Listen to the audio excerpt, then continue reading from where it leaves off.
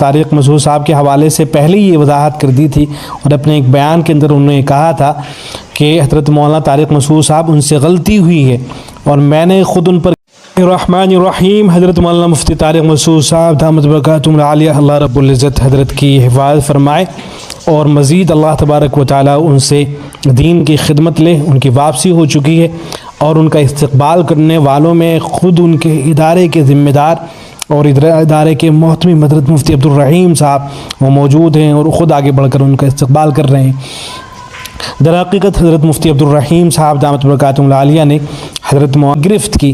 خود میں نے ان سے فون پر بات کر کے کہا کہ جو آپ نے قرآن مجید کے رسم الخط کے حوالے سے بات کی اور رسول اکرم صلی اللہ علیہ وسلم کے حوالے سے، اور اس کی بہت بڑی وجہ یہ کہ اپنے لوگوں کو لاوارث نہیں چھوڑنا چاہیے.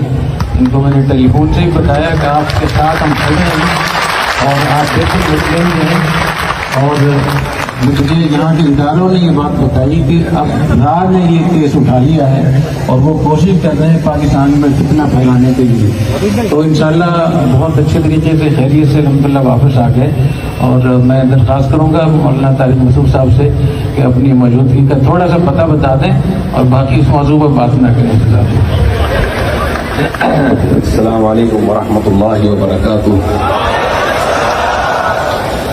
آج ہم جناب ڈاکٹر ذاکر نائک عالم اسلام کے عظیم مبلغ ان کو ویلکم کرنے کے لیے یہاں آئے.